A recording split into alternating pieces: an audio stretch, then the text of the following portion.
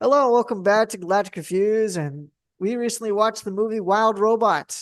I thought it was a good what was this? It was DreamWorks, right? That did this movie? Yep. Okay. I thought the animation was fantastic for a movie about a robot. When the trailer showed up for it, I had no idea what it was other than it was just about this robot living in the wild, and that was about it. Um and the trailer didn't really show me much. So I was kind of like, the animation looks great, but I wasn't really enthused to go watch this movie. Then you said it was really good, and Thomas said it was really good. So I was like, well, I guess I'll go and watch it. And I thought the animation was fantastic. I thought the story was good. I thought the music was good. Didn't dislike any of that. The voice acting, I think all the voice actors were using some kind of filter for like their voices because none of them sounded like how they were supposed to, or like how they usually sound. So, because I mean, the wolf was Pedro Pascal, the bear was or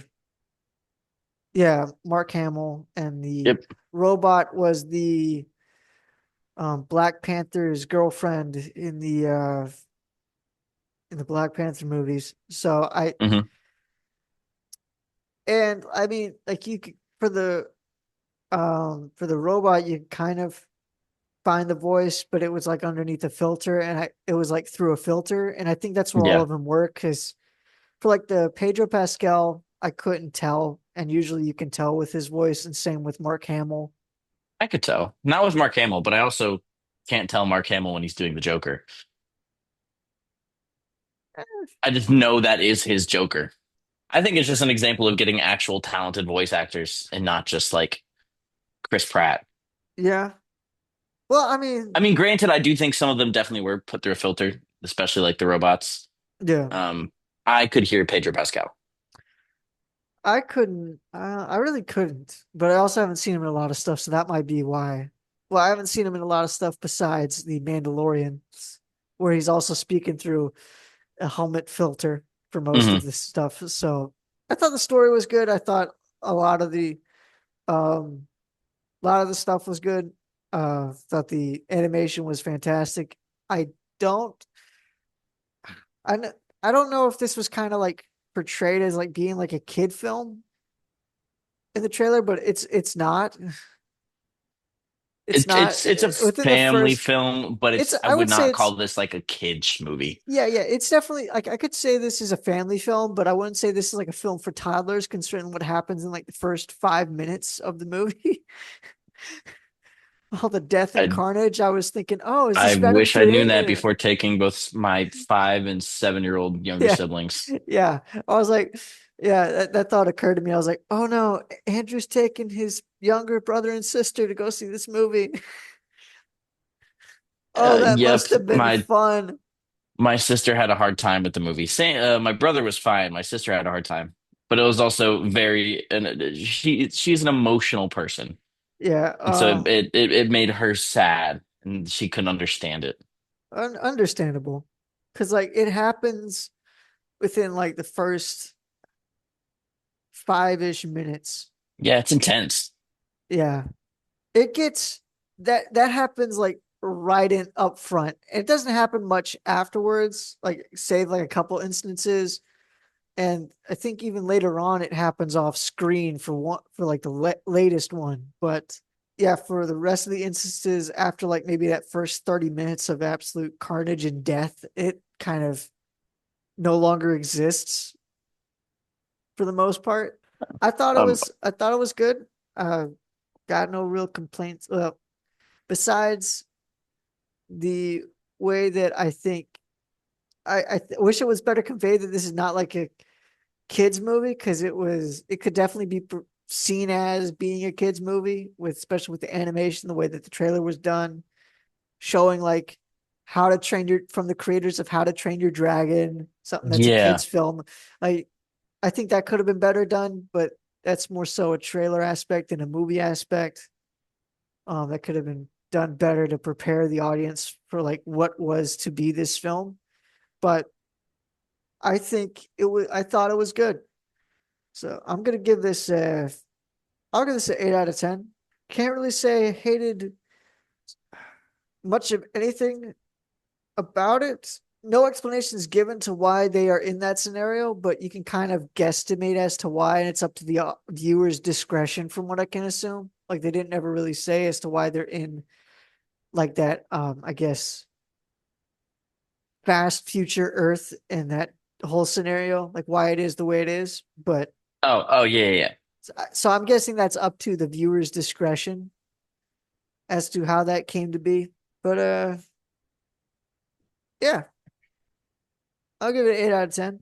I yeah, I'd definitely give it an 8 out of 10. I can't think of anything like wrong with this movie other than the marketing makes it look like a movie you can take any child to, and you really can't. It gets a little intense, both action wise and emotion wise. But granted, it is rated PG, so it's not like it's rated G.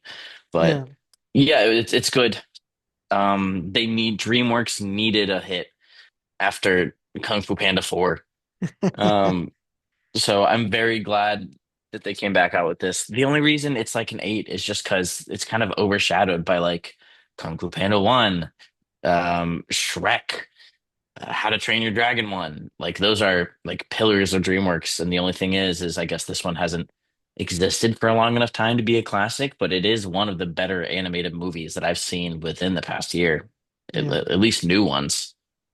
I would say it's probably a good animation, sort of like showing you how far animations come, but I wouldn't consider it a classic. As far as like story goes, it's not doing Hmm. anything renovating, reimagining it or anything. In that aspect, I wouldn't call it. It may be a classic later on, but I right It'll now yeah. I don't think it. I don't think it is or it's going to It's be. yeah, it can't be a classic anytime soon. It's got to stand the test of time. Yeah, I. And it's becoming harder and harder for movies to become classics. It's also kind of well, yeah, that, and also it's kind of hard for us to tell whether or not now Oh yeah, movies that's never now gonna are happen. gonna be Yeah. classics. But some of them you could probably, some of them you can tell just because they are that good. And if they're not going to be classics, they're going to be somewhat like niche cult classics. Like Beekeeper, I can see being a like niche cult classic just because it's so goes so deadpan early Hmm. on into the gore and Hmm. stuff. And I get it's not going to be a classic by any means, but I could see it being a niche cult classic. Hmm. So, That um, was a fun movie. yeah. What other movies came out this year that I think may later become cult classics of some sort? Dune 2. Dune and Dune, yeah, Dune 2. That would probably be one that would, especially with its predecessor Hmm. Dune Part 1. I I could feel see it. like Twisters might become a classic before Ghostbusters would. Yeah, but I also don't think I don't that's think right. either of them Ghost, but would. I don't think either of them will either. But yeah, I'd agree with that just because Frozen Empire was such a dud, Hmm. which is disappointing with how However, good the first one, however, the I went to third one Halloween was. Horror Nights last weekend or 2 weekends ago. And they had that the Ghostbusters I don't remember the name of the movie with the Frozen ice Empire? Frozen Empire. They had a Ghostbusters Frozen Empire haunted house. Really? And that was the best. And we were able to go through four houses, and there's 10 total, but we were able to go through four of them. And that was the best one we went through Hmm. for sure. It was just whether it's maybe it was just the implementation because it wasn't the scariest, but it was the best one. Like the costumes were the coolest on the actors that were in there. Just the whole set pieces were the coolest. They were playing bits and pieces of the soundtrack throughout it. Um, I guess they just did the best with decoration and ambiance. It was the Like most fun. it felt like they cared the most in that one. Yeah, which is strange because they also had Insidious, which that one was probably the scariest. And then they had a Quiet Place one, which we did not get to go on because it always had a minimum of 2 hour wait. That But I heard that one was probably the scariest. That is not the one we went on. Well, yeah, for sure. Those movies have done like extremely well, despite it being mostly quiet in the movie. Yes. Yeah. Overall, really good.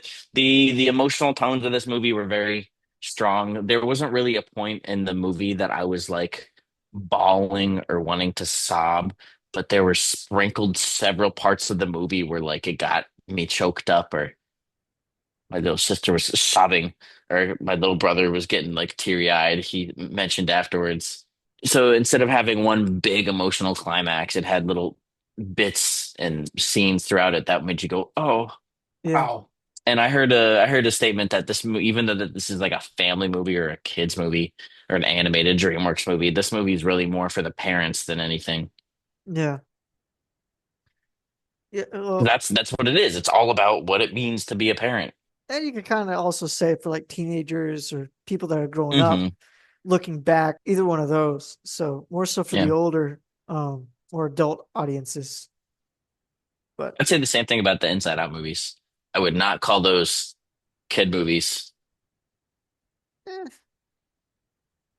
I mean, the content in it is fine for kids, but the message in it is not geared towards kids. mm, About processing your emotions, that is not for children.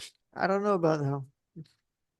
However, I do know that Inside Out, I don't know if we ever did Inside Out, I don't remember. I think we did. I thought I we know we did. at I least know did we the did. second one. I know we did the second. I don't think we did the Yeah. first one. Yeah. I know that movie was revolutionary for like child therapy. Well, But anyways, yep, that's that's good. not the movie we're talking about. My bad. Yeah, no, no, all good.